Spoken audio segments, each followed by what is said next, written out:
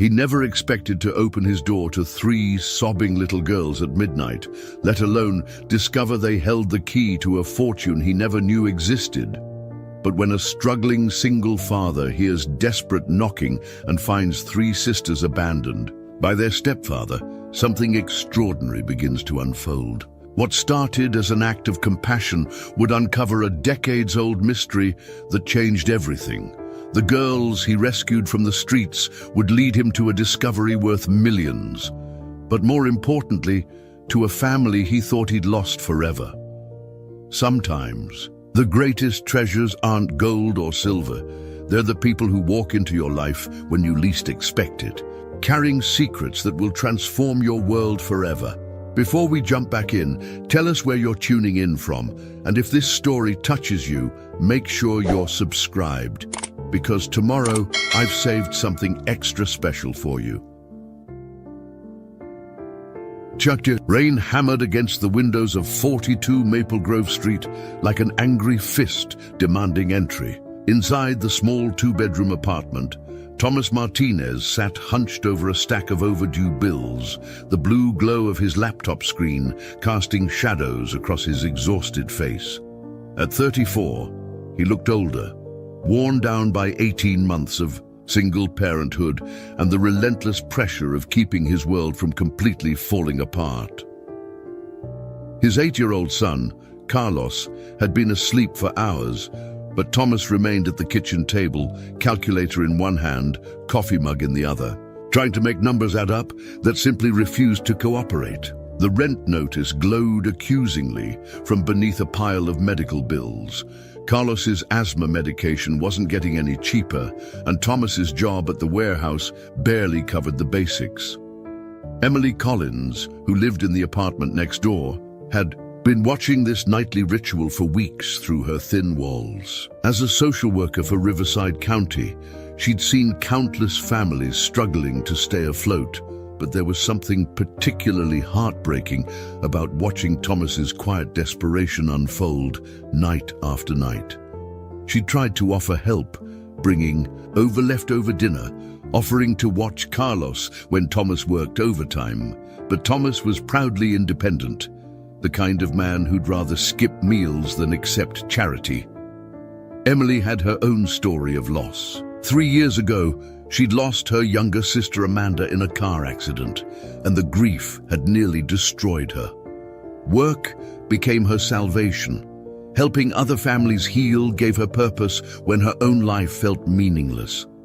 But lately, she'd been struggling with burnout, questioning whether she was making any real difference in a system that seemed designed to fail the people who needed it most.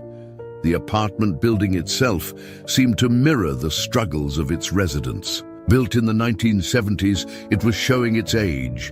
Peeling paint in the hallways, a broken elevator that hadn't worked in 6 months, and plumbing that groaned and protested with every use. But the rent was affordable. And for single parents like Thomas, affordable meant everything. Thomas's story had begun 2 years earlier, when his wife, Maria, walked out without warning. No fight, no explanation, just a note on the kitchen counter saying she couldn't do it anymore. The divorce papers came 3 months later, along with her complete abandonment of any parental responsibility. Thomas had been devastated, not just by the betrayal, but by the sudden reality of raising Carlos alone while working full-time and trying to keep up with a mortgage they could no longer afford. The foreclosure had forced them into the apartment, and Thomas had been playing catch-up. Ever since, every month was a careful calculation of which bills could wait, which couldn't, and how to stretch grocery money to last until the next paycheck. He'd sold everything of value, Maria's jewelry, their wedding rings, even his beloved guitar. But it still wasn't enough. Carlos, bless him, seemed oblivious to most of the struggle. He was a bright, energetic boy who loved soccer and dinosaurs in equal measure. But Thomas had noticed the way his son's eyes lingered on toys in store windows, how he never asked for anything anymore, how he'd started rationing his own snacks to make them last longer. The guilt of not being able to provide more ate at Thomas. Constantly, Emily had been working late that Tuesday evening, reviewing case files for 3 families she was trying to keep together. The Martinez family wasn't technically one of her cases. They lived in her building by coincidence, but she'd found herself unofficially looking out for them anyway. She'd watched Thomas leave for his second job at the gas station, Carlos staying with the elderly Mrs. Chen from down the hall, who charged almost nothing for babysitting because she understood what it meant to struggle. The social services system Emily worked within was overwhelmed and underfunded. Too many families, too few resources, and too many bureaucratic hoops that kept help from reaching the people who needed it most. She'd seen good parents lose their families over financial problems that could have been solved with temporary assistance. She'd seen others fall through cracks in the system, disappearing into homelessness or worse. That night, as Emily finally closed her laptop and prepared for bed, she could hear Thomas moving around next door. The soft scrape of a chair, the rustle of papers, the occasional frustrated sigh. She'd been tempted to knock, to offer to help with whatever financial puzzle he was trying to solve, but she'd learned that pride was often the last thing people had left, and taking it away rarely helped anyone. Thomas, for his part, had no idea that Emily even knew about his struggles. He was careful to maintain appearances. Carlos always went to school clean and fed. Their apartment was spotless despite its age. And Thomas himself never looked anything less than put together when he left for work. The mask of competence he wore was as much for his own sanity as it was for Carlos's security. But masks were exhausting to maintain, and lately Thomas had been feeling the weight of carrying everything alone. He had no family nearby. His parents had died when Carlos was a baby, and Maria's family had cut all contact after the divorce. His friends from before marriage had drifted away during the chaos of new parenthood, and making new friends felt impossible when every free moment was devoted to survival. The warehouse job was steady but physical, and at 34, Thomas was already feeling the strain in his back and knees. The night shifts at the gas station brought in extra money, but left him running on 3 hours of sleep most days. He knew it wasn't sustainable, but every other option seemed worse. Better jobs required education he didn't have time to get, and any gap in income would mean losing the apartment. Emily, meanwhile, carried her own burden of witnessing so much need without having enough resources to address it. Her caseload was supposed to be 15 families. She currently had 28. Her supervisor kept promising additional staff, but budget cuts meant those promises remained empty. Some nights, she lay awake wondering if the family she didn't have time to visit thoroughly was the one that would fall apart while she was stretched too thin elsewhere.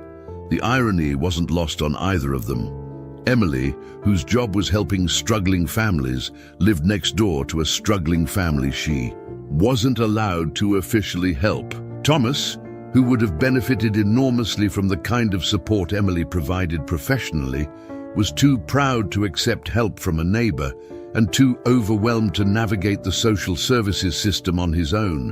Neither of them could have imagined that within 24 hours, their separate struggles would become intertwined in a way that would change both their lives forever. Neither could have predicted that 3 little girls would soon appear at Thomas's door, carrying with them not just immediate crisis, but the keys to solving mysteries that reached back decades.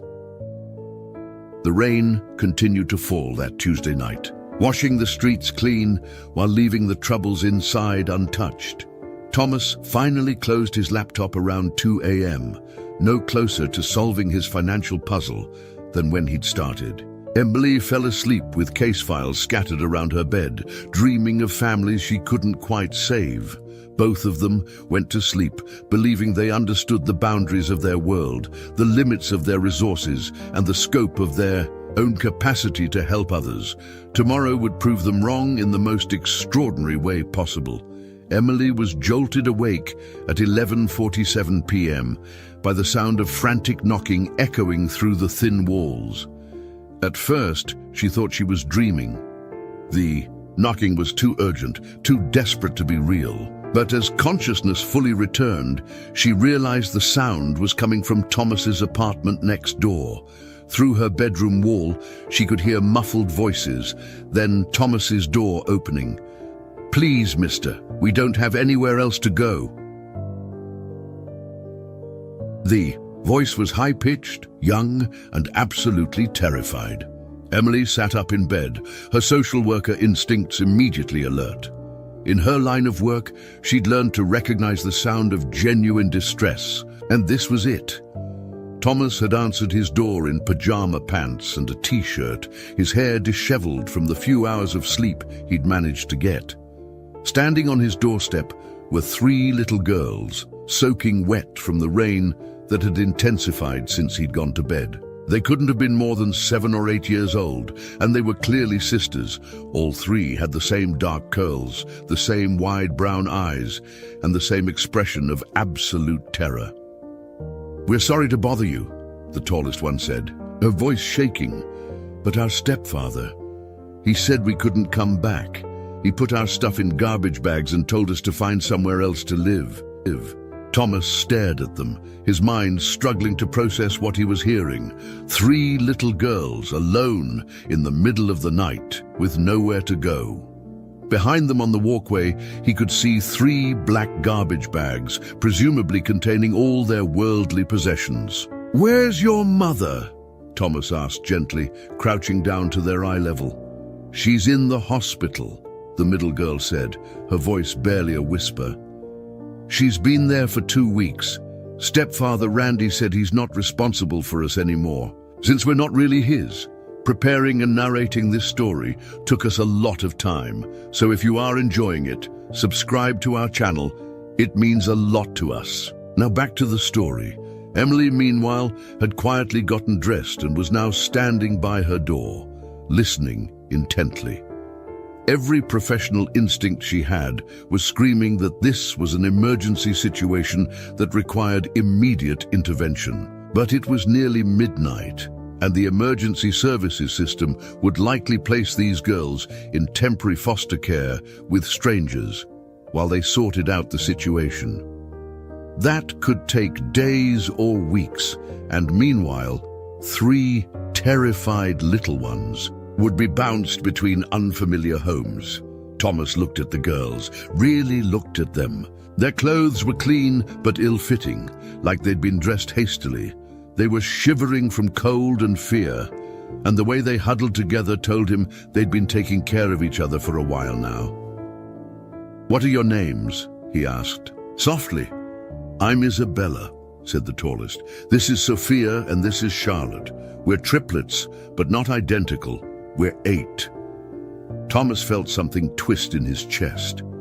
8 years old, the same age as Carlos. He tried to imagine his son standing on a stranger's doorstep in the rain, abandoned and frightened, and the thought made him physically ill. "How did you know to come here?" he asked. "Mrs. Chen told us," Isabella explained. "She said you were a good daddy and that you might help. She gave us your apartment number before Randy made her leave." Thomas realized they were talking about Mrs. Chen from down the hall, the elderly woman who sometimes watched Carlos. She must have witnessed whatever scene had played out at the girl's previous home. The fact that she'd sent them to him meant she trusted him, but it also meant she probably couldn't take them in herself. "Are you hungry?" Thomas asked, and all 3 girls nodded vigorously. That simple question changed everything. The moment Thomas asked about their basic needs, he'd mentally crossed a line from concerned bystander to protector. He couldn't send them back out into the rain. He couldn't abandon them to wander the streets at midnight, and he couldn't pretend he hadn't seen their desperation. "Come inside," he said, stepping back to let them in. "Let's get you dried off and fed, and then we'll figure out what to do." Through her wall, Emily heard Thomas's door close and the sound of movement in his apartment. She debated whether to intervene professionally or let Thomas handle the situation. Her training said she should call Child Protective Services immediately, but her experience told her that bureaucratic solutions weren't always the best ones, especially in the middle of the night. Inside Thomas's apartment, the girls stood uncertainly. In the living room, still dripping rainwater onto his carpet. They looked around with wide eyes, taking in the small but clean space, the homework spread across the kitchen table, the soccer ball in the corner that obviously belonged to Carlos. "Is that your little boy's ball?" Sophia asked quietly. "Yes, that's Carlos's. He's asleep in his room. You'll meet him in the morning." Thomas grabbed some towels from the bathroom and handed them out. "Here, dry your hair. I'll make you something to eat." As he rummaged through his limited pantry, Thomas's mind was racing. What was he doing? He could barely afford to feed himself and Carlos, and now he'd invited 3 more mouths to the table. He had no idea how to care for 3 little girls. He didn't even know if what he was doing was legal. But when he turned around and saw them, sitting huddled together on his couch, wrapped in his towels, he knew he'd made the right choice. Whatever complications this brought, he couldn't have lived with himself if he'd turned them away. "Tell me about your stepfather," Thomas said gently as he heated up some leftover soup. "When did this happen?" "Tonight," Charlotte spoke for the first time, her voice so quiet he had to strain to hear her. "He came home mad about something, and he started yelling about how we weren't his responsibility. He said our real father should take care of us, but we don't know who our real father is." Isabella continued the story. "He packed our clothes in garbage bags and told us we had 20 minutes to get out. We didn't know where to go, so we walked around for a while until we remembered Mrs. Chen talking about the nice man with the little boy who lived in this building." Thomas served them bowls of soup and watched as they ate with the focused intensity of truly hungry ones. They had beautiful manners, saying please and thank you, eating quietly, not asking for seconds even though they'd clearly finished everything. "Where were you living before?" Thomas asked. "In the house on Elm Street," Sophia said. "But Randy said it's his house and we can't stay there anymore." "What about other family? Grandparents, aunts or uncles?" All 3 girls shook their heads. "Mama said our grandparents died before we were born," Isabella explained. "And she didn't have any brothers or sisters. Our real daddy, Mama said he left when we were babies and never came back." Emily, who had been listening to the muffled conversation through the wall, finally made a decision. She quietly left her apartment and knocked softly on Thomas's door. When Thomas opened it, he was surprised to see his neighbor standing there in jeans and a sweatshirt, her face full of concern. "I'm Emily Collins from next door," she said quietly. "I'm also a social worker with Riverside County. I couldn't help overhearing, and I think I might be able to help." Thomas looked back at the 3 girls on his couch, then at Emily. "I don't know what I'm doing," he admitted, "but I couldn't send them back out there." Emily stepped into the apartment and immediately assessed the situation with professional eyes. 3 frightened but unharmed girls, clean and being fed, in the care of a man who was clearly overwhelmed but trying his best. This was actually one of the better emergency placements she'd seen. "You did the right thing," she said softly. "Let me see what we can do to make this work legally and safely." And with those words, Emily became part of a situation that would change all their lives forever. None of them knew it yet, but those 3 little girls carried with them more than just the trauma of abandonment. Hidden in their past was a secret that would unlock possibilities none of them had ever imagined. The night that had started with desperate knocking would become the first page of a story that would amaze everyone involved. Emily spent the rest of that first night on Thomas's couch, making phone calls and filling out emergency placement paperwork while Thomas tried to figure out sleeping arrangements for 3 additional people in his tiny apartment. The girls had finally fallen asleep around 2 a.m., huddled together on Carlos's top bunk, while Carlos moved to the bottom, too excited by the unexpected sleepover to complain about the disruption. "This is temporary," Emily kept reminding Thomas, as she worked through the bureaucratic maze on her laptop, "just until we can locate proper family members or arrange official foster placement." But even as she said it, Emily was already seeing problems with that plan. The girls would likely be separated.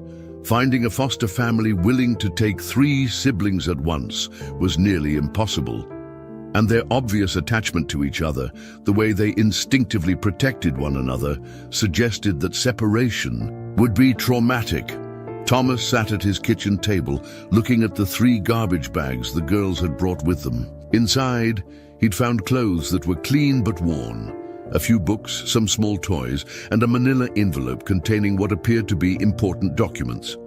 The envelope held birth certificates, medical records, and a few photographs of the girls, with a woman who was presumably their mother.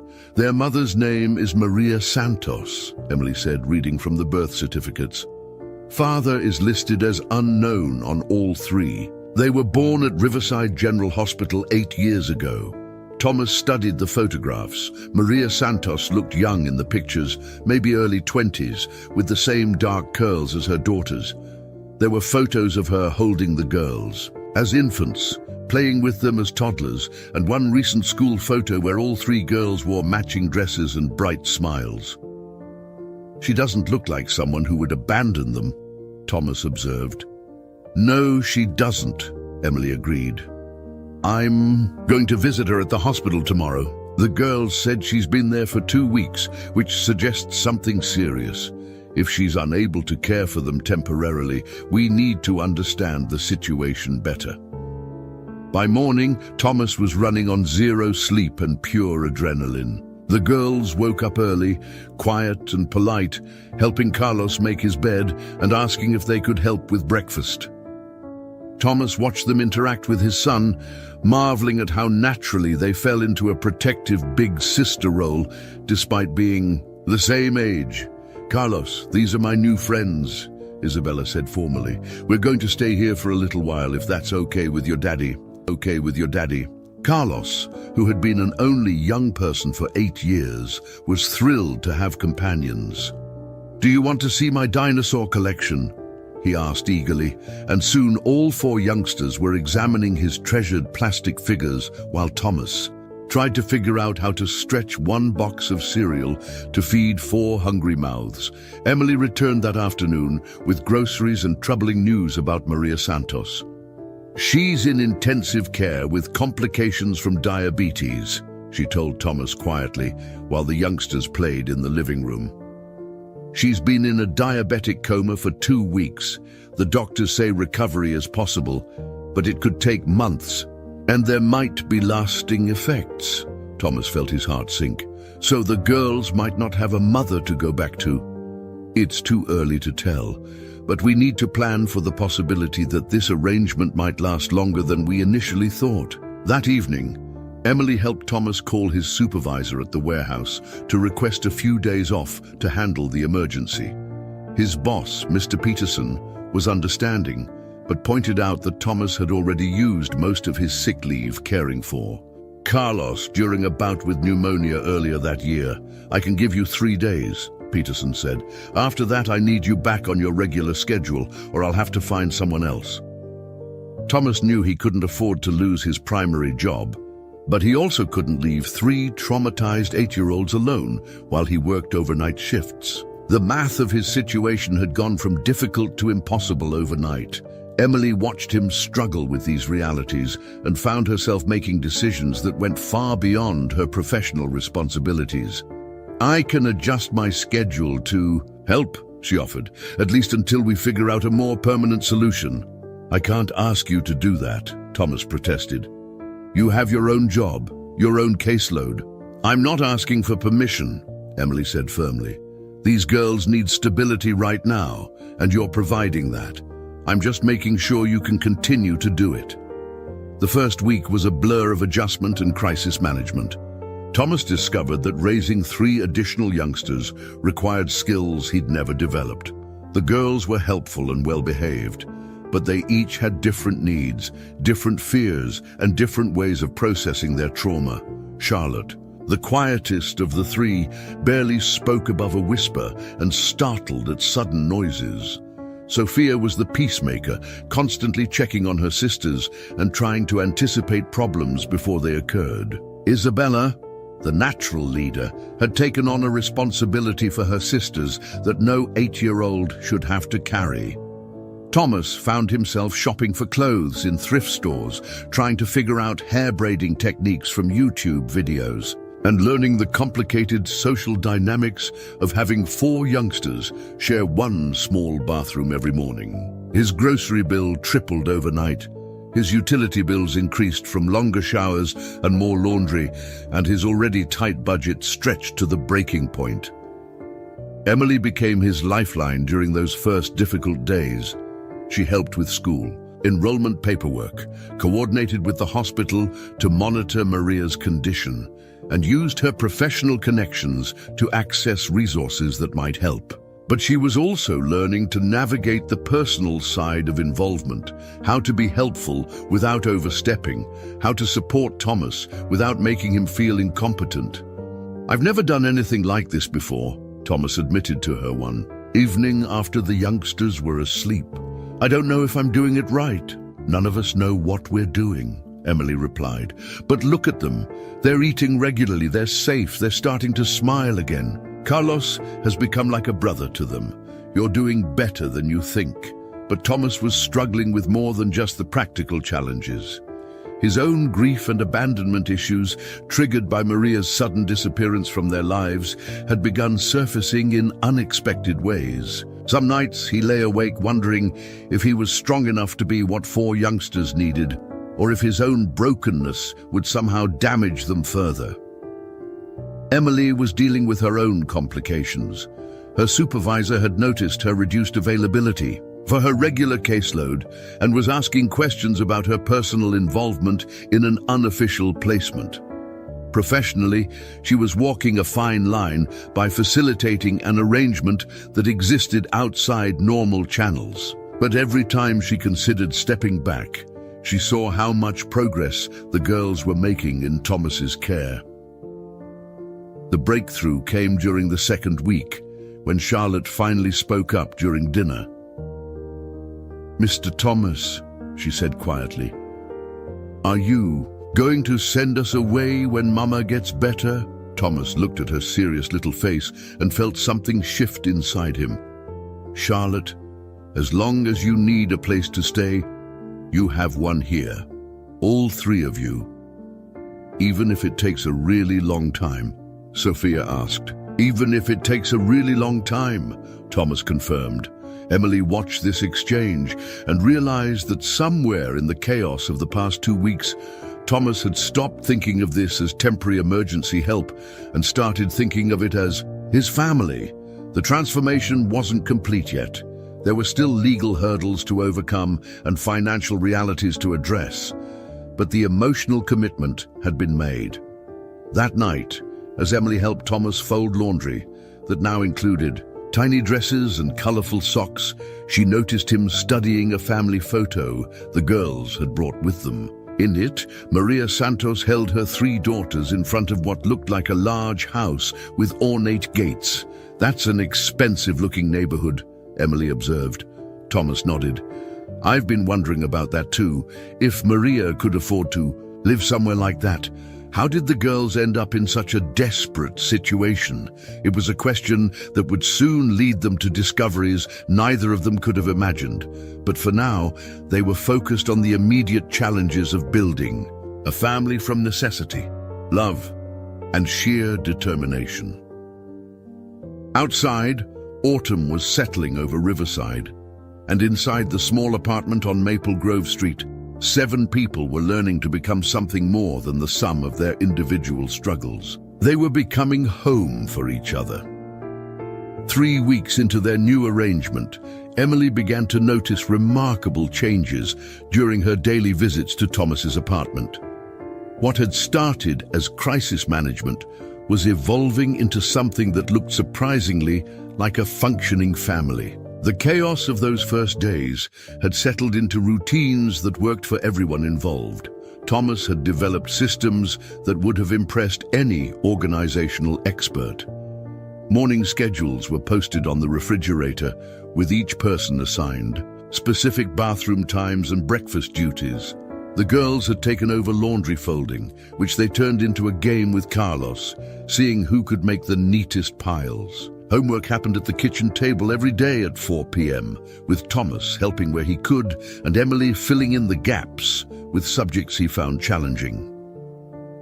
"You've become quite the multitasker," Emily observed one afternoon, watching Thomas help Sophia with math problems while simultaneously braiding Charlotte's hair and monitoring Carlos and Isabella as they practiced reading together.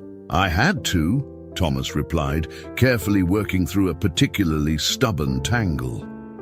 "4 kids don't wait for you to figure things out one at a time." The transformation in Thomas himself was perhaps the most remarkable change Emily witnessed.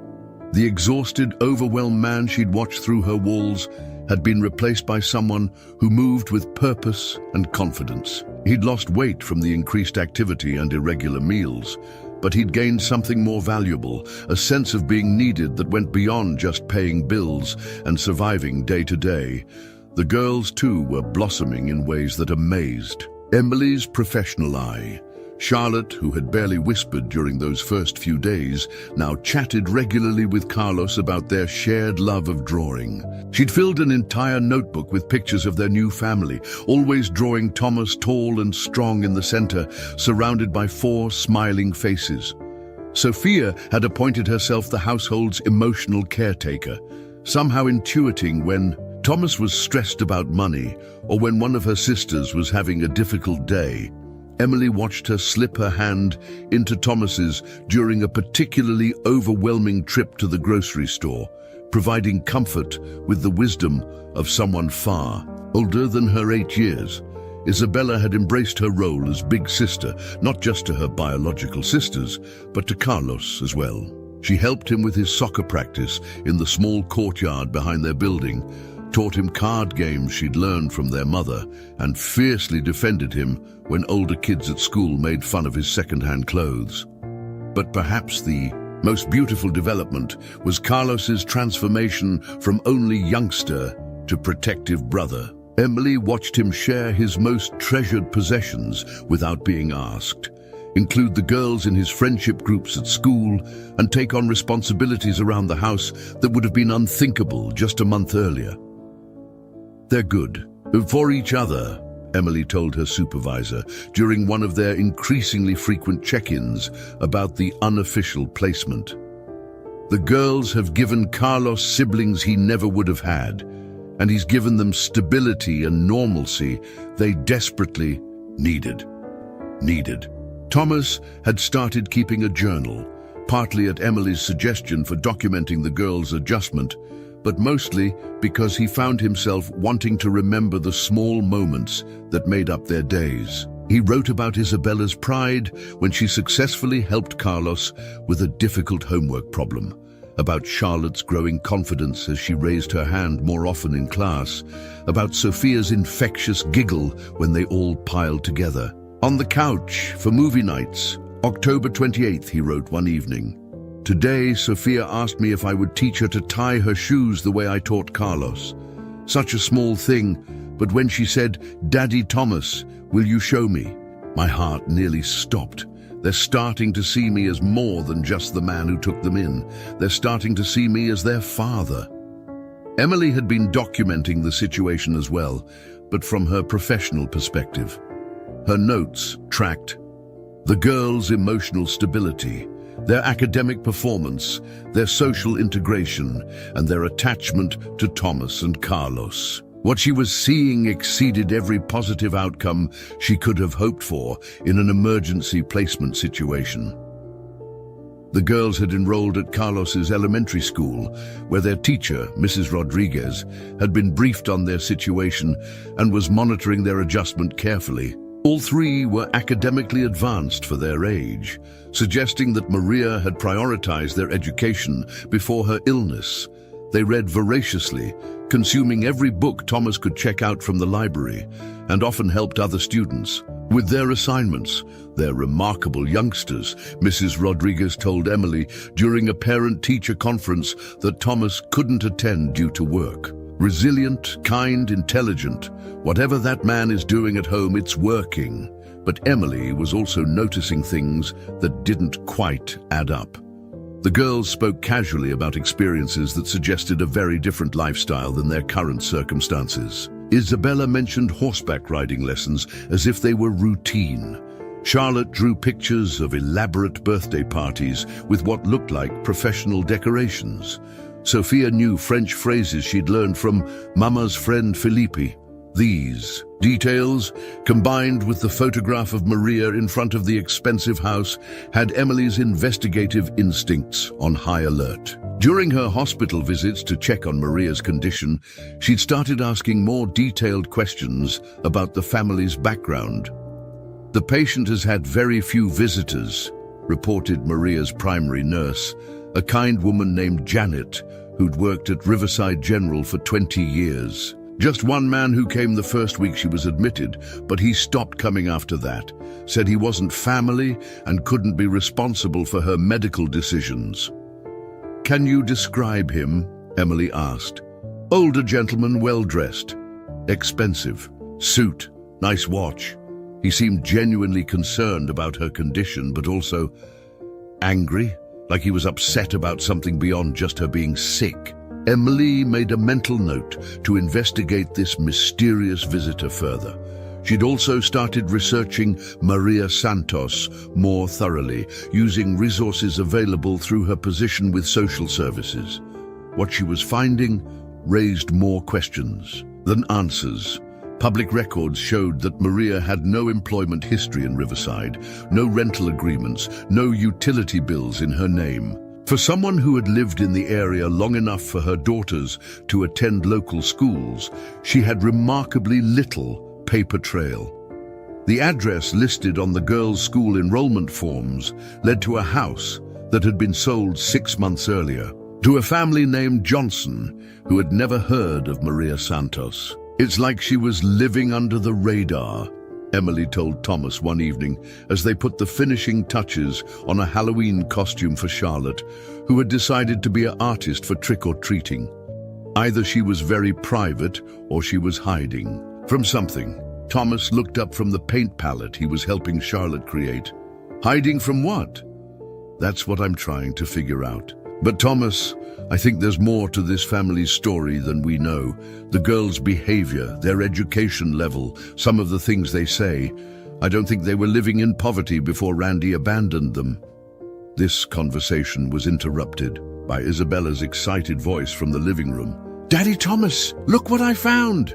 She came running into the kitchen holding a small, leather-bound book that had apparently fallen out of one of their garbage bags during a recent cleaning session.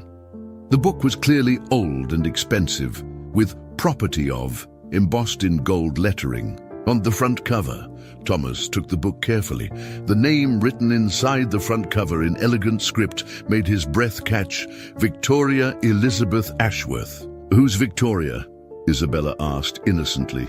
Emily and Thomas exchanged looks. None of the documents they'd seen had mentioned anyone named Victoria Ashworth. "I don't know, sweetheart," Thomas said carefully. "But maybe this book will help us find out." That night, after the youngsters were asleep, Emily and Thomas examined the book more carefully. It appeared to be a journal, with entries dating back 15 years. The handwriting was sophisticated, the paper expensive, and many of the entries mentioned charitable events, social gatherings, and business meetings that suggested significant wealth. "Look at this entry," Emily said, pointing to a page dated 9 years earlier. "She's writing about being pregnant with triplets, about how excited she is to become a mother. Thomas, I think Victoria Ashworth is Maria Santos." "You mean she changed her name? Or she's been living under an assumed name?" But why would someone with this kind of background end up in Riverside using a false identity? As they read further into the journal, they began to piece together a story that was far more complex than either of them had imagined. Victoria Ashworth had been wealthy, connected, and apparently deeply in love with someone she referred to only as R in her entries. But the most shocking discovery came in an entry dated 8 years and 3 months earlier. R says his family will never accept me or the babies. He says I have to choose between my old life and my new one. I choose my daughters, always my daughters. Tomorrow we disappear and Victoria Ashworth ceases to exist. I will become Maria Santos, and we will build a life where love matters more than money. Emily felt her pulse quicken as the implications sank in. Thomas, she said quietly, I think these girls might be heiresses to a fortune they don't even know exists. Emily's discovery of Victoria Ashworth's journal had opened a door to questions that demanded answers, but those answers would have to wait. The immediate reality was that word had begun to spread through their neighborhood about Thomas's unusual family situation, and the response was both surprising and heartwarming. It started with Mrs. Rodriguez, the girls' teacher, who mentioned the remarkable triplets to her friend Susan at the local community center. Susan, who ran after-school programs, offered free tutoring services when she learned about Thomas's work schedule challenges. Soon, a network of support was forming around their little family that none of them had expected. I don't understand why everyone wants to help, Thomas confided to Emily one afternoon as they sorted through donations that had appeared on his doorstep. Mrs. Chen from down the hall had organized a clothing drive among the building's residents, resulting in bags of winter coats, boots, and warm pajamas in exactly the right sizes. People need to believe in good things, Emily replied, watching Isabella carefully organize the donated items into piles for each family member.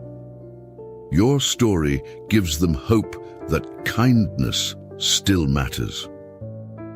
The ripple effects extended beyond their apartment building.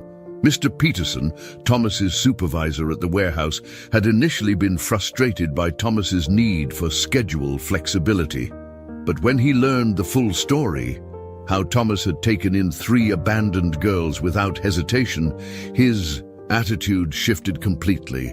Martinez, Peterson had said during a break, you're doing something most people wouldn't have the guts to do. Let me see what I can do about adjusting your shifts so you're home when those kids need you.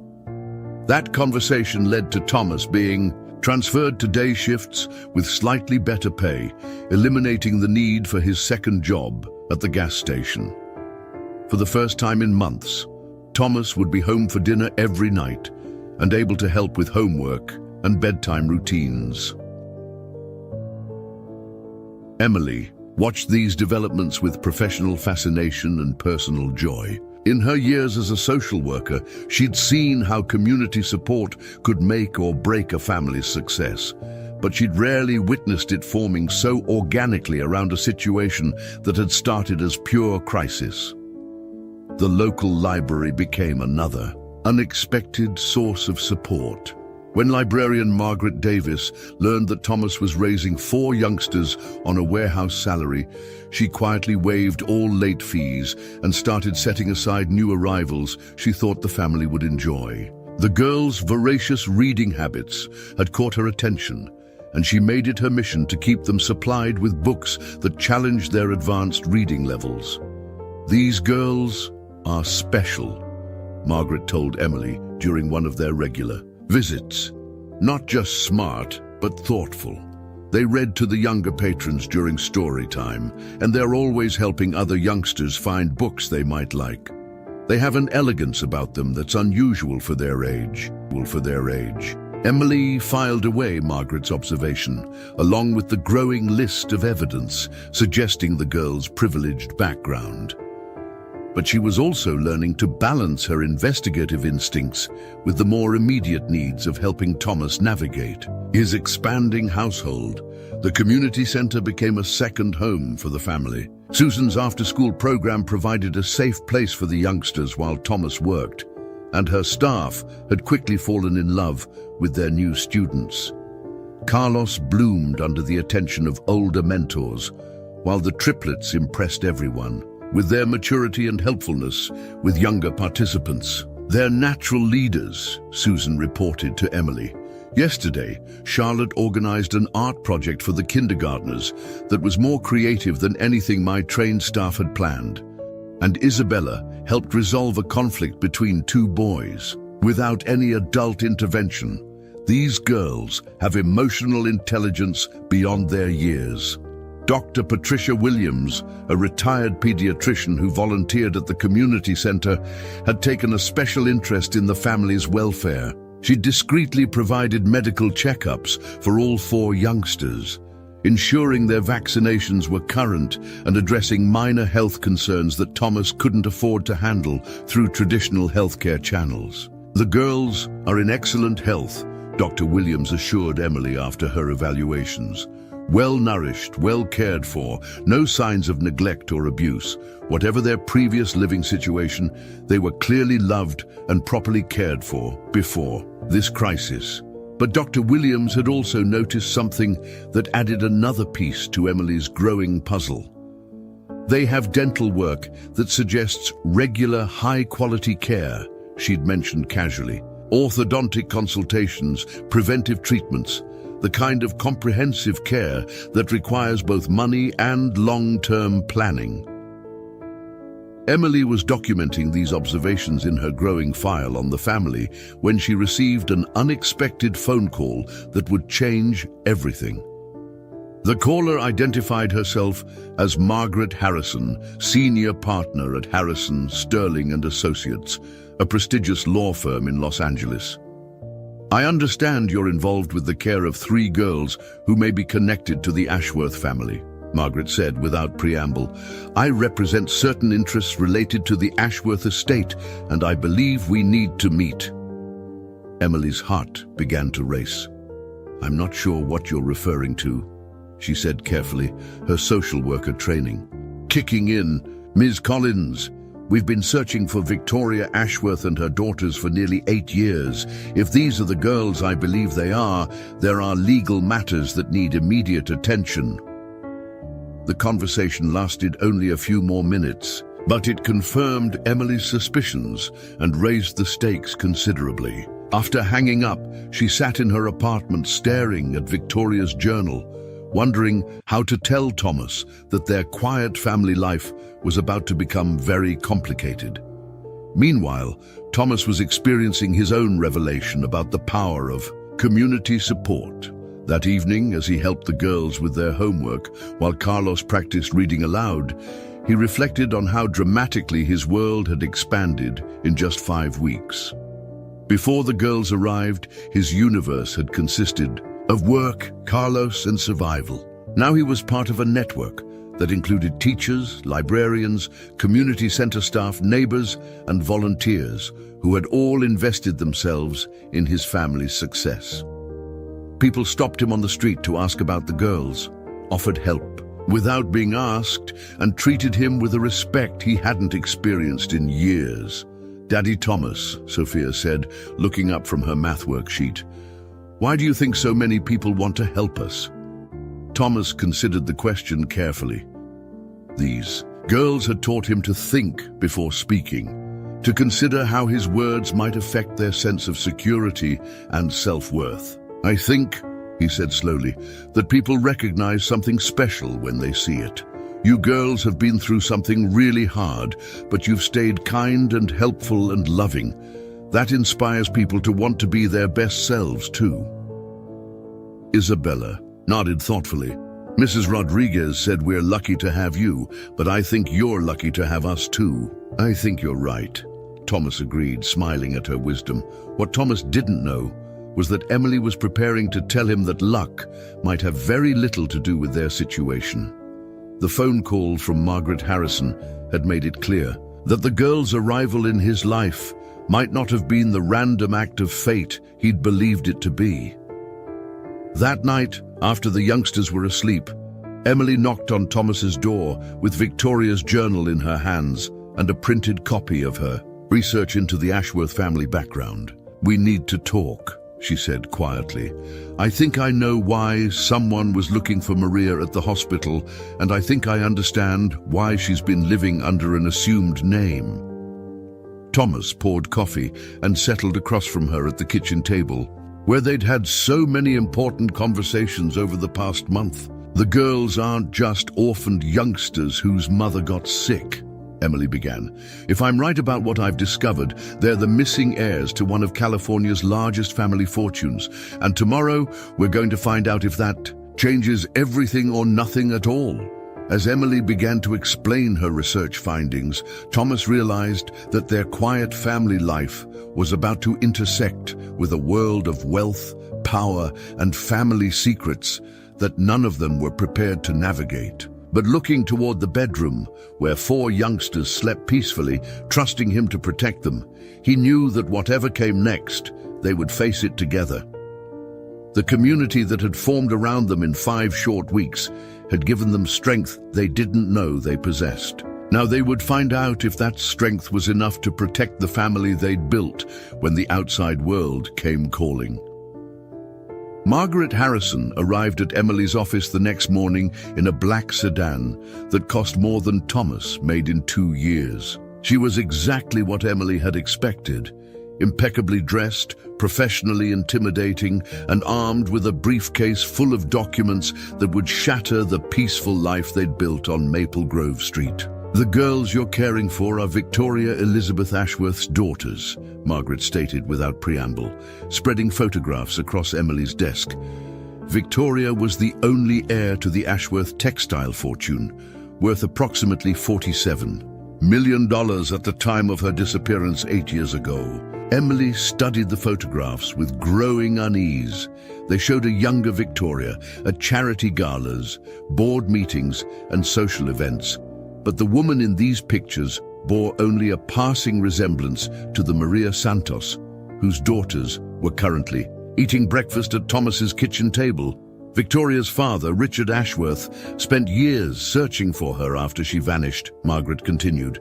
He died 2 years ago, leaving strict instructions that the estate should continue the search for his daughter and granddaughters. The family trust has been accumulating interest and investments.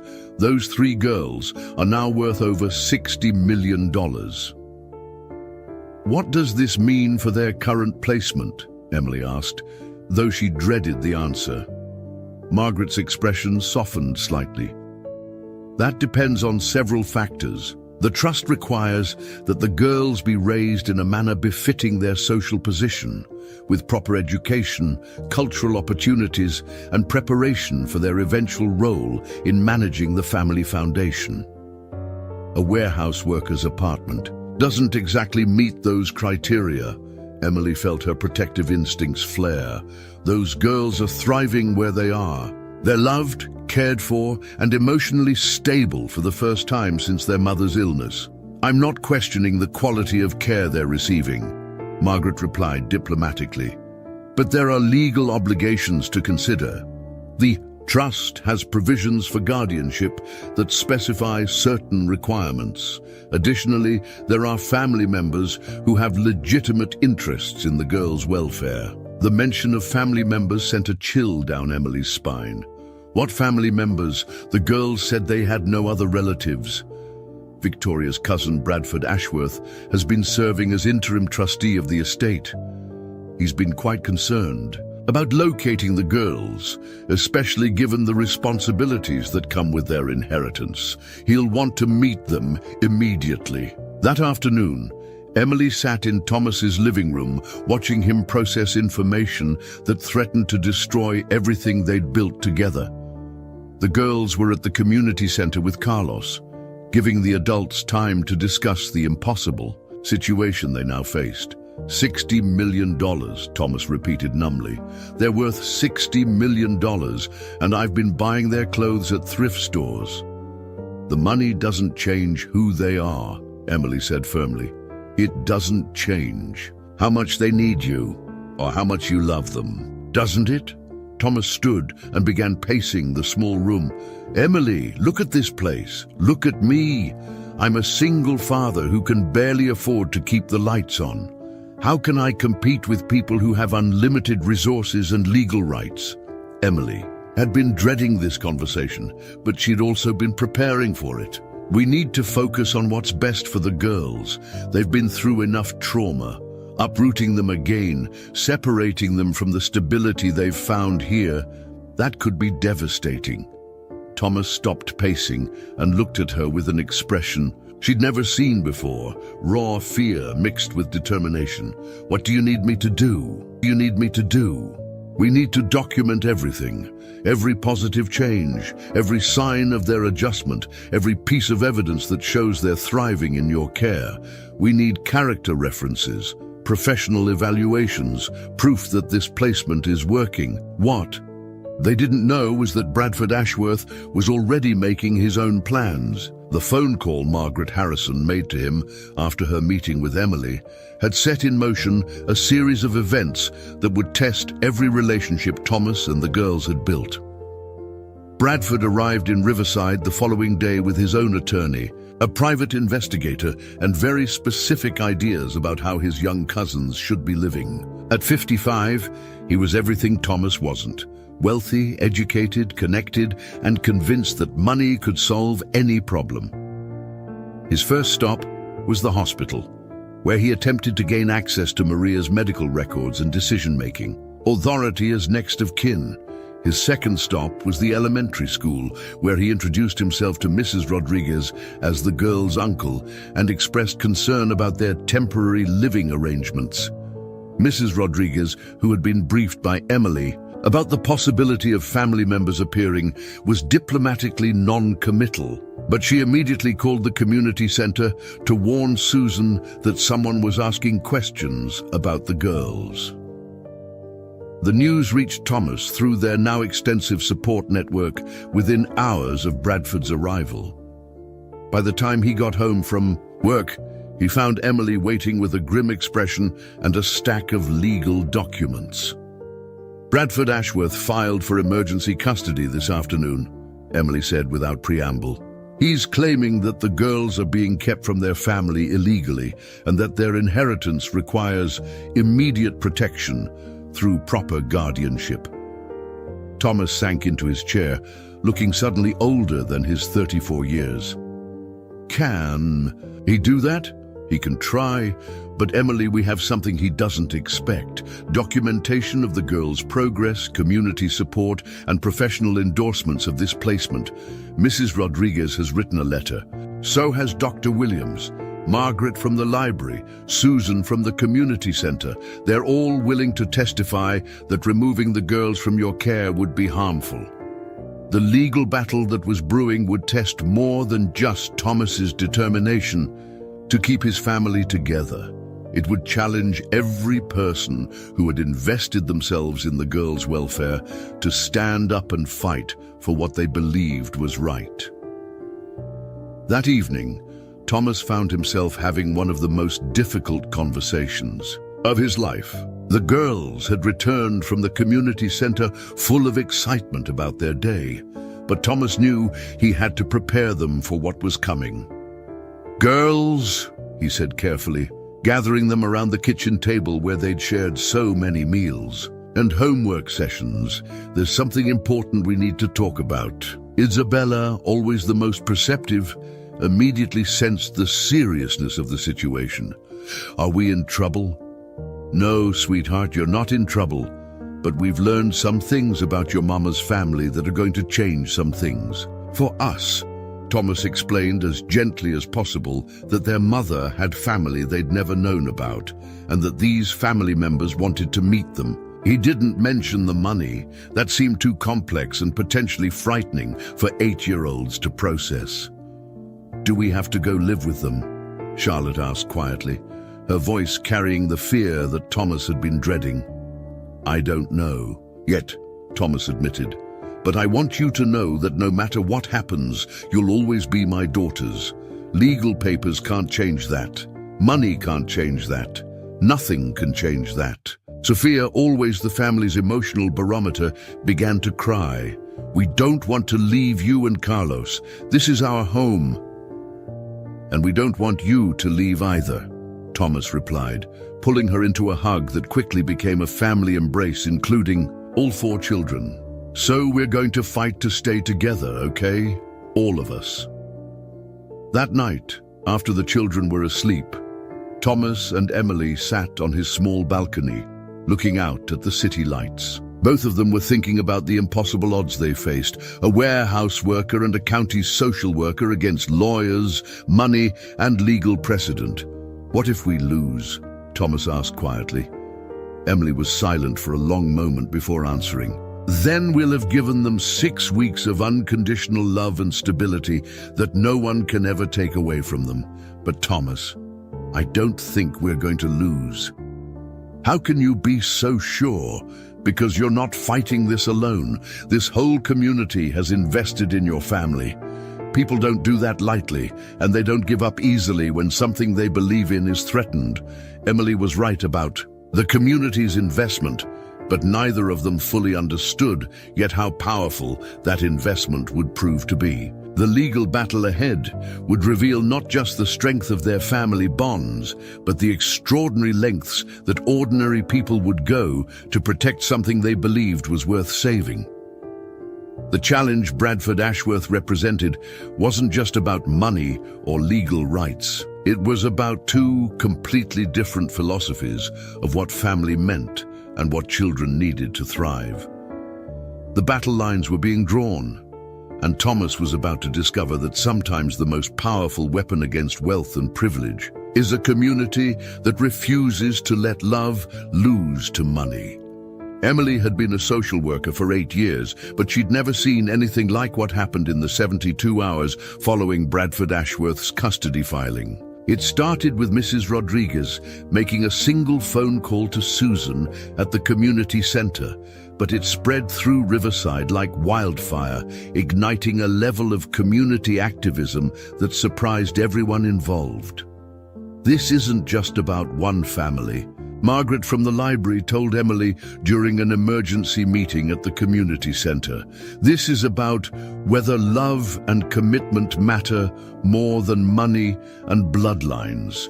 Every single parent family in this city is watching to see what happens." The meeting had been called for Thursday evening, expecting maybe a dozen people to show up. Instead, over 60 community members packed into the small conference room, representing every corner of the girls' expanded world. Teachers, librarians, neighbors, parents from the school, volunteers from the community center, even Mr. Peterson from Thomas's warehouse, all united by their investment in a family they'd watched grow from crisis into something beautiful. Dr. Patricia Williams, the retired pediatrician, had brought medical documentation proving the girls' excellent physical and emotional health under Thomas's care. "In 30 years of practice," she told the gathered crowd, "I've rarely seen children who've experienced trauma adjust as successfully as these 3 have. Removing them from this environment would be medically contraindicated." Susan from the community center had prepared a presentation showing the girls' involvement in programs, their leadership with younger children, and their academic achievements since enrollment. "These aren't children who need rescue," she stated firmly. "These are children who are thriving exactly where they are." But the most powerful testimony came from an unexpected source. Carlos, who had insisted on being included in the meeting despite his age, stood up on a chair so everyone could see him. "Isabella, Sophia, and Charlotte are my sisters," he announced with 8-year-old certainty. "They teach me things and help me with homework, and they're not scared anymore like when they first came. My daddy loves them, and they love us back. That's what families do." The room fell silent as this young boy articulated what all the adults were fighting for, with a clarity that cut through legal complexities and bureaucratic procedures. Emily watched Thomas during Carlos's speech and saw something shift in his expression. The fear and self-doubt that had plagued him since learning about the girl's inheritance was replaced by a quiet determination she recognized from that first night when he'd opened his door to 3 desperate little girls. Margaret Harrison, the estate attorney, had been attending these community meetings as an observer, trying to understand the situation she'd walked into. What she was witnessing challenged every assumption she'd made about what would be best for the Ashworth heirs. "I need to be transparent with you," Margaret told Emily after one particularly emotional testimony from Mrs. Chen about watching the family support each other through daily challenges. "Bradford Ashworth has significant legal advantages. He has blood relation, unlimited financial resources, and the backing of a trust that requires certain standards of care. But Emily sensed there was more, but I've been documenting everything I've observed here. The level of community investment, the children's obvious attachment and stability, the quality of care they're receiving, it's unprecedented in my experience. Family court judges are required to consider the best interests of the children above all other factors." The breakthrough came when Margaret made a suggestion that surprised everyone. "What if we could satisfy the trust requirements while keeping the family intact?" She explained that the Ashworth Trust had provisions for alternative guardianship arrangements if they could be shown to serve the children's best interests.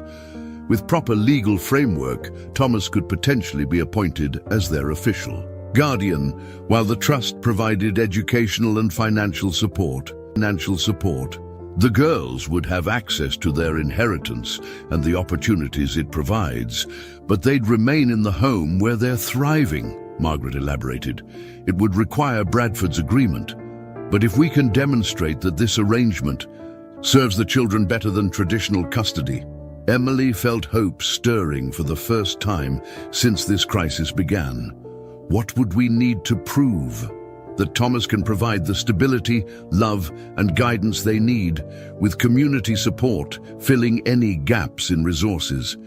Essentially, we'd need to show that this unconventional family structure works better than a conventional wealthy household.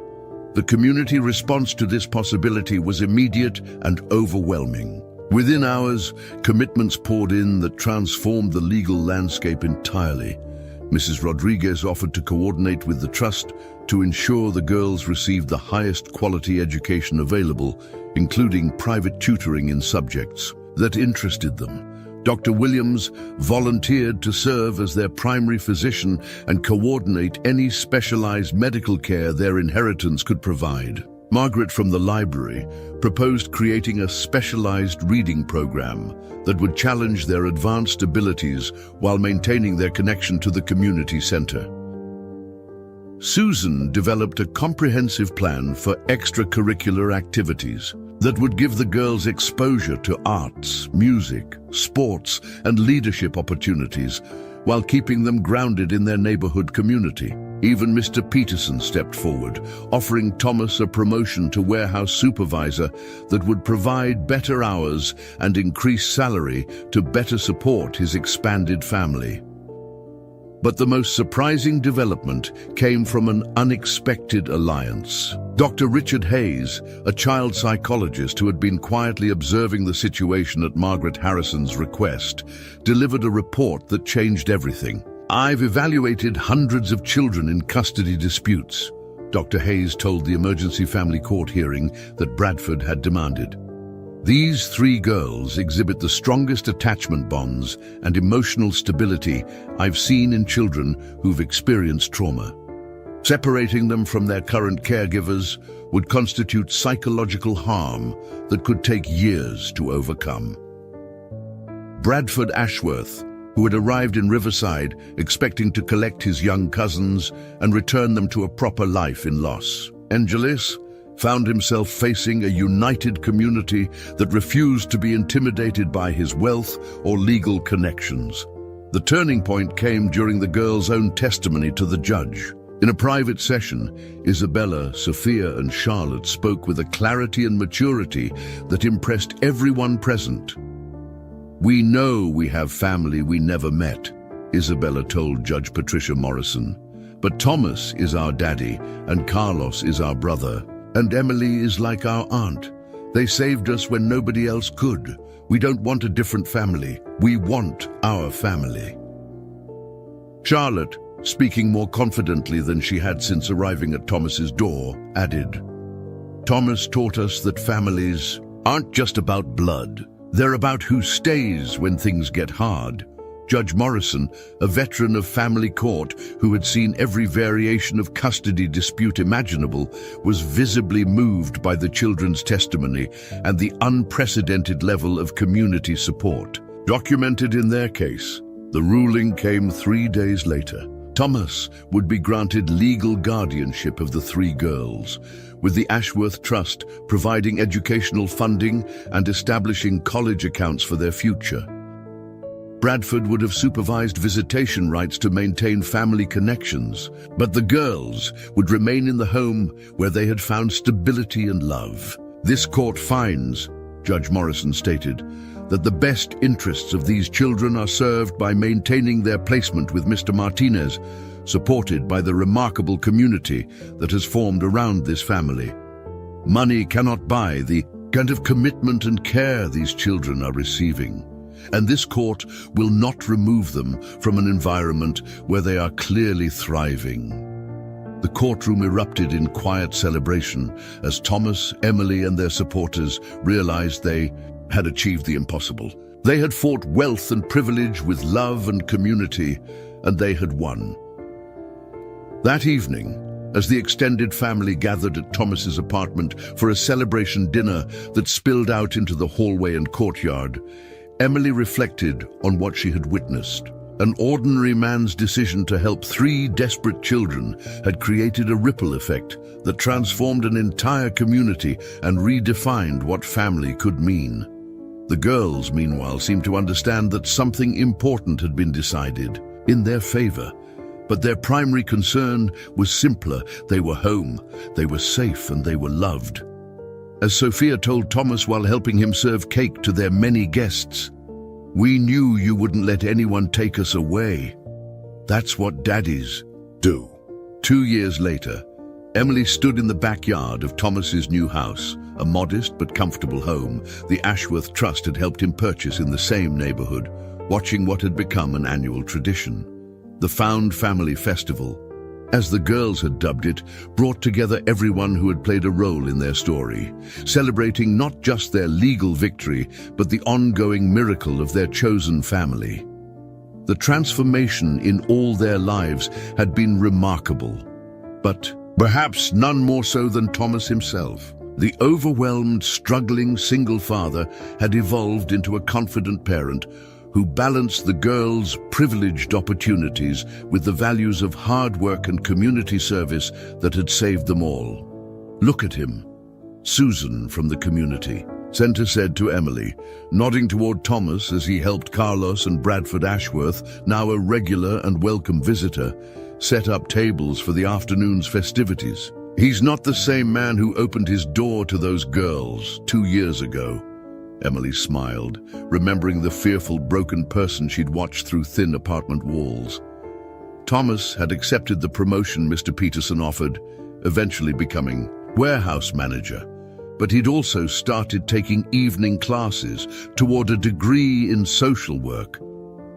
"I want to help other families the way this community helped us," he told Emily when he'd announced his career change.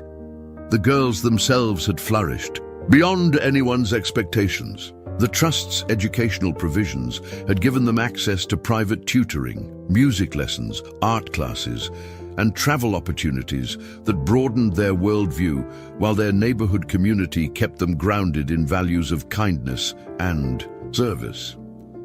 Isabella had become a confident leader who organized charity drives at school and mentored younger students struggling with family transitions. Her latest project involved creating care packages for children entering emergency foster placement, a mission that reflected her deep understanding of what it meant to feel lost and alone. Sophia had discovered a gift for languages and was already fluent in Spanish and French, planning to become a diplomat who could help families separated by immigration. Her gentle nature and emotional intelligence made her a natural peacemaker, often mediating conflicts between her siblings with wisdom that amazed the adults around her. Charlotte had emerged from her shell to become an accomplished artist whose paintings now decorated not just their home, but the community center and library as well. Her art therapy sessions with Dr. Williams had evolved into a program where she helped other children express their emotions through creativity. Carlos, now 10, had grown into his role as protective big brother while maintaining his own interests in soccer and science. The dynamic between all four children had evolved into something that amazed everyone who witnessed it, a genuine sibling bond that transcended biology and was strengthened by shared experience. But perhaps the most remarkable transformation had been in Maria Santos herself. After 18 months in rehabilitation and recovery, she had awakened to find her daughters thriving in a life she never could have imagined for them. The reunion had been emotional and complex, but Maria's gratitude to Thomas and Emily had eventually evolved into a friendship that enriched all their lives. I ran away from my family's wealth because I thought money corrupted everything it touched, Maria told Emily during one of their regular coffee meetings. But watching Thomas use the trust's resources to strengthen our community rather than separate himself from it, that's taught me that it's not money that's the problem. It's how you choose to use it. Maria had moved into a small apartment nearby, close enough to be part of the girls' daily lives, but far enough to respect the family bonds they'd formed with Thomas. She'd also become involved in the community center's programs, using her business education to help other families navigate financial challenges and resource access. The legal victory had created ripple effects that extended far beyond their immediate family. Emily's documentation of their case had been studied by family courts across the state, contributing to precedents that prioritized children's emotional bonds and community support over purely biological or financial considerations. Margaret Harrison had left her high-powered Los Angeles firm to open a family law practice in Riverside, specializing in unconventional custody arrangements and community-supported families. This case changed how I understand what family means, she'd explained to Emily. I want to help other families find creative solutions that put children's well-being first. Dr. Williams had established a community health program funded partially by the Ashworth Trust, providing free medical care to families who couldn't afford traditional health care. The program had become a model for other communities, proving that private philanthropy could effectively support public health when guided by genuine care rather than institutional obligation. The community center had expanded its programs significantly, partly through trust funding, but mostly through the increased volunteer engagement inspired by the Martinez family's story. People who had never considered themselves activists had become advocates for children and families, creating a network of support that helped dozens of other families navigate crises.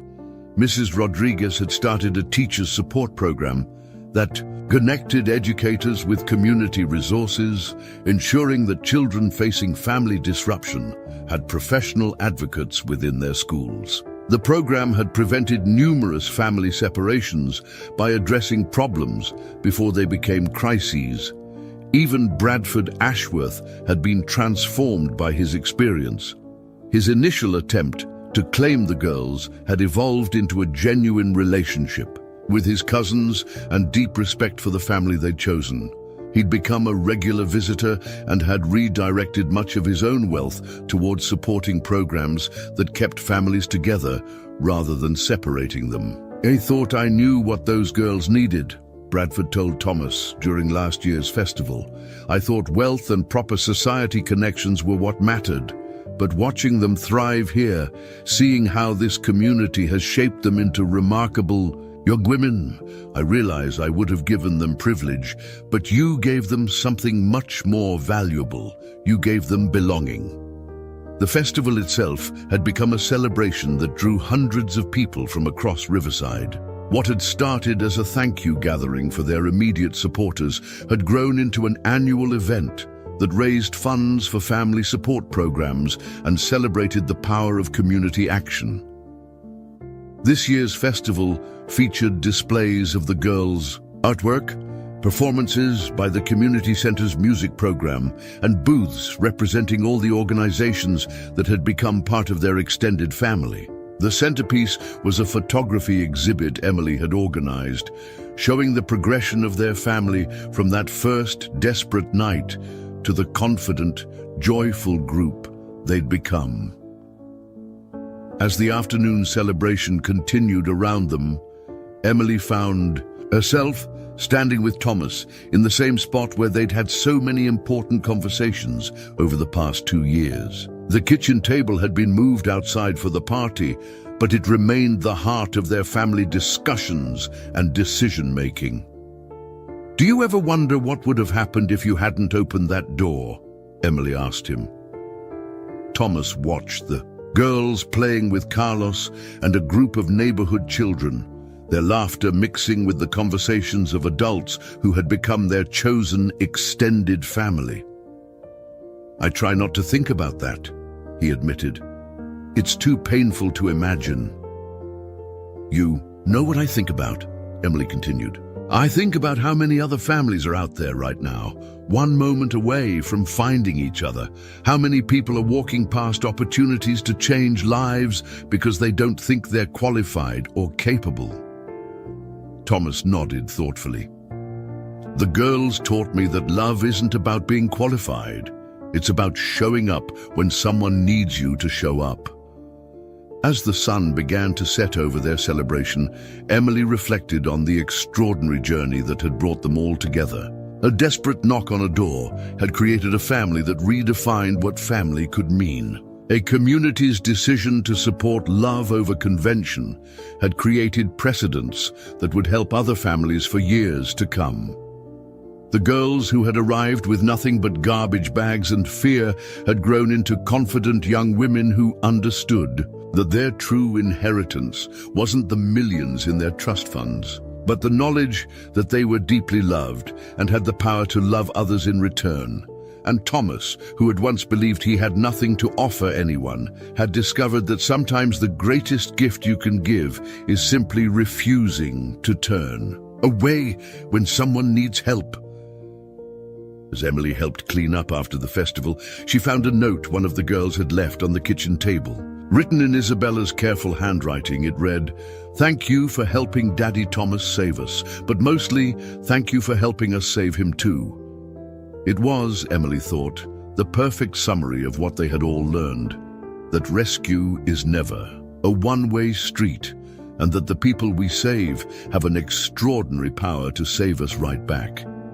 7 years after that desperate midnight knock, Emily received a phone call that would test everything they had built together. The voice on the other end was shaky, uncertain but unmistakably familiar.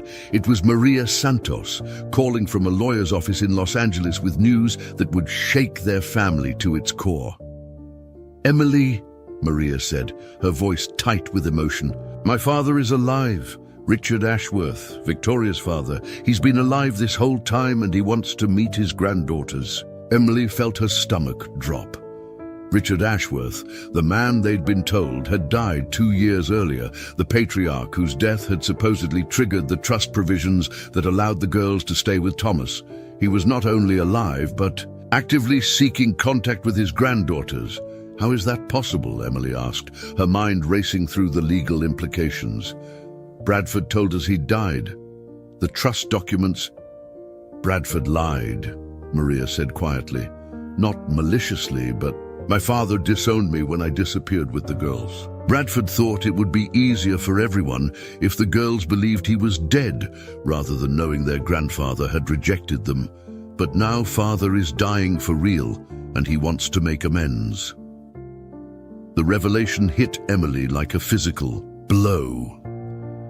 For 7 years, the girls had been told they had no living grandparents, no extended family beyond Bradford's occasional visits. Now suddenly, there was a grandfather who had been alive all along, a man with legal rights and emotional claims that could potentially disrupt everything. That evening, Emily sat in Thomas's living room, the same space where they'd had so many crucial conversations over the years, watching him process this impossible news. The girls, now 15, were upstairs doing homework, unaware that their family structure was about to be tested again. "He's dying," Thomas said slowly, reading through the documents Maria's lawyer had sent. "Pancreatic cancer. Maybe 3 months. And he wants to meet them before he dies." "Yes," Emily confirmed. "But Thomas, there's more. According to these papers, Richard Ashworth never actually transferred full control of the trust to Bradford. He's still the primary trustee, which means he has significant legal authority over the girls' inheritance and potentially their guardianship." Thomas looked up sharply. "Are you saying he could try to take them?" "I'm saying we don't know what he wants. The lawyer was very careful about that. He's requesting a meeting, nothing more. But we need to be prepared for any possibility." The conversation they had with the girls that night was one of the hardest of their family's journey together. Isabella, Sophia, and Charlotte sat around the kitchen table, where they'd shared thousands of meals and countless important discussions, listening as Thomas and Emily explained that their family history was more complicated than they'd understood. "So, our grandfather has been alive this whole time?" Isabella asked, her voice carefully controlled. At 15, she'd developed the poise and analytical thinking that would serve her well in her future advocacy work. But Emily could see the hurt and confusion in her eyes. "Yes," Thomas said gently. "But sweetheart, the reasons why you never knew him are complicated. Your mother made difficult choices to protect you, and Uncle Bradford made choices he thought would protect you too." Sophia, always the family's emotional caretaker, asked the question Emily had been dreading. "Does he want us to come live with him?" "We don't know what he wants," Emily answered honestly. "But I want you to understand that no matter what happens, no matter what anyone says or claims, you belong here. You're Thomas's daughters legally, emotionally, and in every way that matters." Charlotte, now 15 but still the family's quietest member, spoke with a wisdom that surprised all of them. "I think we should meet him, not because we have to, but because everyone deserves a chance to say they're sorry before they die." The meeting was arranged for the following weekend at a neutral location, the conference room of Margaret Harrison's law office. Richard Ashworth arrived in a wheelchair, accompanied by a nurse, and Bradford, who looked as uncomfortable as Emily had ever seen him. Emily watched the encounter with professional fascination and personal anxiety. Richard Ashworth was clearly dying, gaunt, pale, but with eyes that were unmistakably the same brown as his granddaughters. When he saw them for the first time, his carefully composed facade cracked completely. "My God," he whispered, tears streaming down his face. "You look just like your mother did at your age, just like Victoria." The girls stood close together, presenting a united front that spoke to their years of facing uncertainty together. Isabella stepped forward as their spokesperson, demonstrating the leadership skills that had developed through years of being the protective older sister. "Why didn't you want to know us?" she asked directly, without accusation but with the kind of straightforward honesty that cut through pretense. Through pretense. Richard closed his eyes for a moment before answering. "Because I was angry. Angry at your mother for leaving, angry at your father for taking her away from the life I'd planned for her, angry at myself for not understanding what she needed. I convinced myself that if Victoria wanted to disappear, then she and her children were no longer my family. But we were just babies, Sophia said quietly. We didn't do anything wrong. No, Richard agreed, his voice breaking. You didn't do anything wrong. I did. I let pride and anger rob me of 7 years with my granddaughters, and now I'm dying with the knowledge that I missed watching you grow up because I was too stubborn to admit I was wrong. The conversation that followed was painful, honest, and ultimately healing in ways none of them had expected. Richard shared stories about Victoria's childhood, showing them photographs and mementos they'd never seen. He explained the family history, the business empire, the social expectations that had driven Victoria away. But most importantly, he listened as the girls told him about their life, their rescue by Thomas, their community in Riverside, their school achievements, their friendships, their dreams for the future. Emily watched him realize that these poised, confident young women had been shaped by experiences he could never have provided. The man who raised you, Richard said to Thomas, at the end of their 3-hour meeting, did a better job than I ever could have. You gave them something I never learned how to give Victoria, unconditional love without expectations. The weeks that followed tested their family bonds in unexpected ways. Richard asked to spend time with the girls regularly, wanting to build relationships before his death. Some visits were wonderful. He shared family stories, taught them about their heritage, and marveled at their accomplishments. Others were difficult, as grief and regret made him emotional and sometimes demanding. The real test came when Richard's condition worsened rapidly, and he asked the girls to consider spending his final weeks at his estate in Los Angeles, where he could have more time with them and they could understand their family legacy more completely. He's not trying to take us away, Isabella explained to Thomas after a long family discussion. He just wants to know us before he dies. And honestly, I think we need to understand where we came from to really know who we are. The 2 weeks the girls spent at the Ashworth estate were transformative for everyone involved. They returned to Riverside with a deeper understanding of their mother's choices, their family's history, and their own identity, but they also returned with absolute certainty about where they belonged. It's beautiful there, Charlotte told Emily, describing the mansion and grounds where their mother had grown up, but it felt like a museum, not a home. Home is here with you and Daddy Thomas and Carlos and our community. Richard Ashworth died peacefully 6 weeks later, surrounded by his granddaughters and the family they had chosen.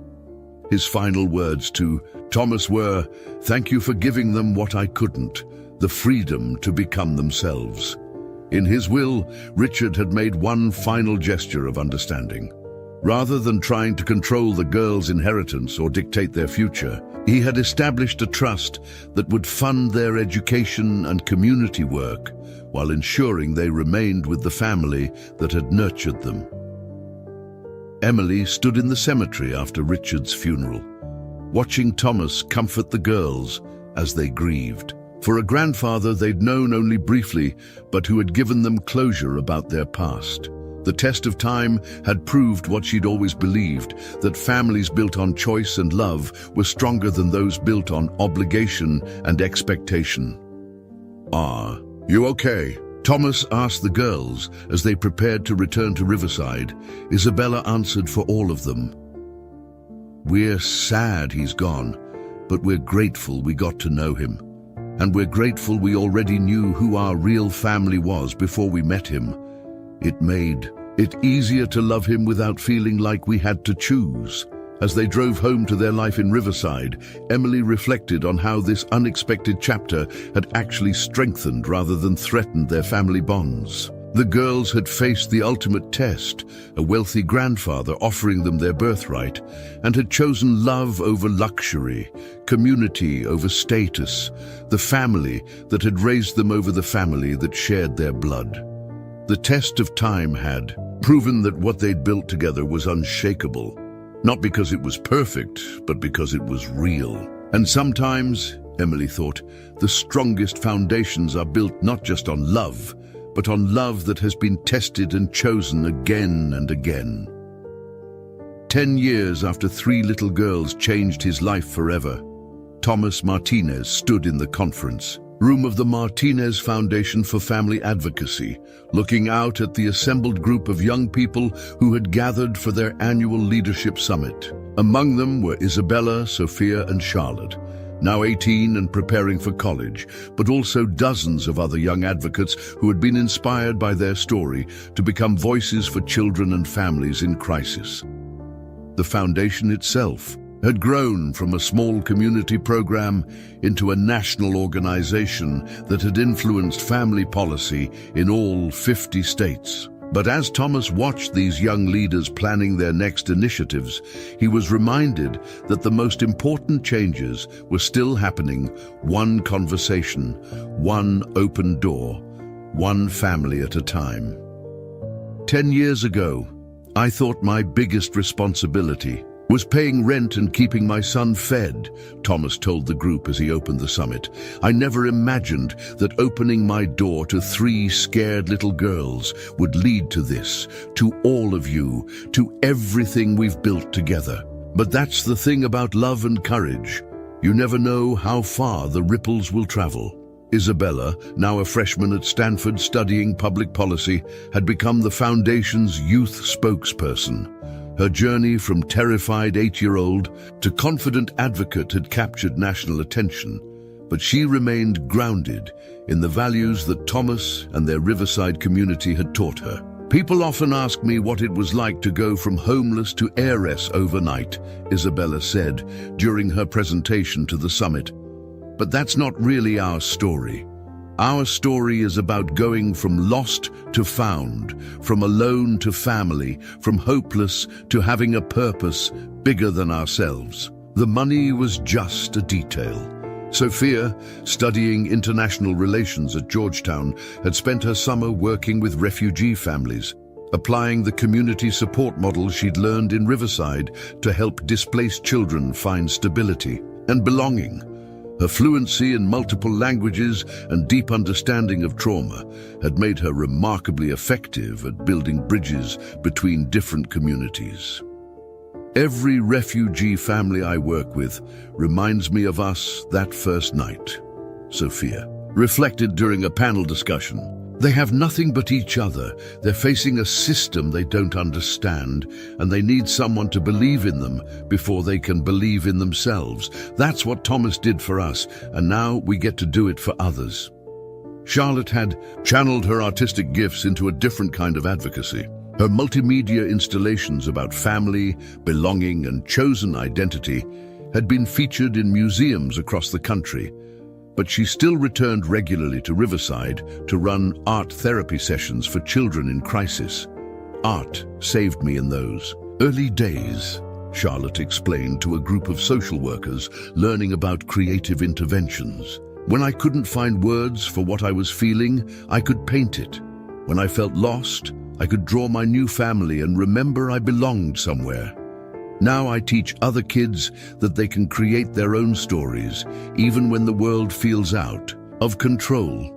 Carlos, now 22 and a recent graduate of the social work program Thomas had helped establish at UC Riverside, represented a unique perspective in their movement. As the biological son who had gained sisters through crisis, he'd become an expert on how families could expand and strengthen rather than being diminished by including others. I watch people struggle with the idea of taking in children who aren't theirs, Carlos said during his presentation about sibling relationships. But my sisters aren't less my family because we don't share DNA. If anything, choosing to be family makes the bond stronger because it's based on love and commitment rather than just biology. Emily, now 50, and serving as the Foundation's executive director, had watched this evolution with the amazement of someone who had been present for every crucial moment. Her apartment next to Thomas's had been the observation post from which she'd witnessed a miracle unfold, and now she was helping to scale that miracle across the country. "When I think about that first night," Emily told the summit participants, "I remember thinking I was just helping my neighbor handle a crisis. I had no idea we were starting a movement that would reach thousands of families. But that's how real change happens, not through grand gestures, but through ordinary people, making extraordinary choices to care." The summit itself had become an annual gathering that drew young advocates from across the nation. Many were former foster children, others were biological children from families that had grown through adoption or kinship care, and still others were simply young people who believed that every child deserved a family that chose them actively and completely. This year's summit had a special significance. It marked the completion of the Martinez Family Resource Centers, a network of community-based support hubs that had been established in 100 cities across America. Each center operated on the Riverside model, combining professional social services with organized community volunteers to create comprehensive safety nets for families in crisis. The data from these centers told a remarkable story. Family separation rates had dropped by an average of 40% in participating communities. Child welfare costs had decreased while family stability had increased. But more importantly, thousands of children who might have entered the foster care system had instead found support that allowed them to remain safely with their families. "The numbers are important," Thomas acknowledged during his keynote address. "But the real measure of our success is in the individual stories. Every family that stays together, every child who finds belonging, every person who discovers they have the power to change someone's life. That's what this is really about."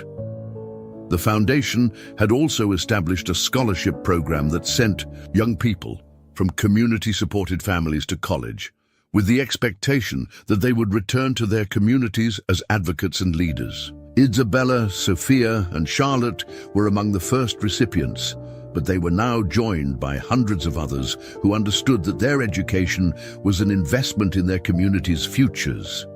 Bradford Ashworth, now 65 and serving as the Foundation's board chair, had found purpose he'd never experienced during his years managing the family's business interests. His transformation from someone who had tried to claim the girls based on legal rights to someone who understood that real family was about emotional bonds had made him a powerful advocate for redefining kinship care. "I thought I knew what those girls needed," Bradford reflected during the summit's closing ceremony. "I thought blood and money were what mattered. But this community taught me that what children really need is someone who sees their potential and commits to nurturing it, regardless of biological connection or social expectations." Maria Santos, now 45 and serving as the Foundation's Director of Parent Advocacy, had become a powerful voice for supporting parents through medical and financial crises, rather than separating families when systems failed them. Her experience of nearly losing her daughters to circumstances beyond her control had given her unique insights into how communities could support family preservation. "When I was in the hospital fighting for my life, I had to trust strangers with my children's welfare," Maria told the assembled advocates. "The fact that they didn't just keep my girls safe, but helped them thrive and find their voices, that's what I want for every parent facing crisis. I want them to know their community will hold their family together until they can take over again." The summit concluded with a tradition that had developed over the years. Each participant wrote a letter to a child somewhere who was facing family crisis, sharing their story and offering hope. These letters were distributed through the resource centers to young people who needed to know that their current circumstances didn't define their future possibilities. Isabella's letter that year was addressed to a girl facing placement in foster care. 10 years ago, I stood on a stranger's doorstep with everything I owned in a garbage bag, scared and alone, and certain that my life was over. Today, I'm preparing for college, working to change policies that affect families like ours, and surrounded by people who chose to love me even when they didn't have to. Your story isn't over yet. It's just beginning. And somewhere out there is a person who doesn't know it yet, but they're waiting to become part of your family story. As the summit participants departed, returning to their communities with new ideas and renewed commitment, Thomas found himself standing in the same spot where Emily had first told him about the girl's inheritance 10 years earlier. But now he understood that the real inheritance had never been about money. The girls taught me that we don't just inherit things from the people who came before us, Thomas reflected to Emily as they watched the young advocates board their buses home. We also inherit responsibilities to the people who come after us. Every family we help stay together, every child who finds belonging, every person who discovers they can make a difference. That's the legacy that really matters. Emily smiled, thinking about the shy, overwhelmed man she'd watched through her apartment walls a decade earlier. "You know what I think our real legacy is?" she said. "It's proving that ordinary people can change the world just by refusing to look away when someone needs help. Every person who heard this story decided to open their own door, foster a child, volunteer in their community, or just pay attention to their neighbors. They're all part of this legacy now." As they prepared to lock up the foundation offices, Thomas paused to look at the wall of photos that documented 10 years of families helped, advocates trained, and communities transformed. At the center was the original photo from their first Bound Family Festival. Thomas, Emily, the 4 children, and dozens of community members who had chosen to make strangers into family. 10 years, Thomas mused. Sometimes it feels like yesterday, and sometimes it feels like a lifetime. Both, Emily agreed. That's how you know it was real. Tonight, somewhere in America, another desperate family would face a crisis. But because of the movement that had grown from one man's decision to care when others turned away, there would be communities ready to respond, advocates prepared to fight for family preservation, and people who understood that opening your heart to someone in need might just be the beginning of changing the world. The story that had started with an act of compassion had become proof that love, when supported by community and scaled through commitment, could indeed create miracles that lasted forever. Up next, you've got 2 more standout stories right on your screen. If this one hit the mark, you won't want to pass these up. Just click and check them out. And don't forget to subscribe and turn on the notification bell so you don't miss any upload from us.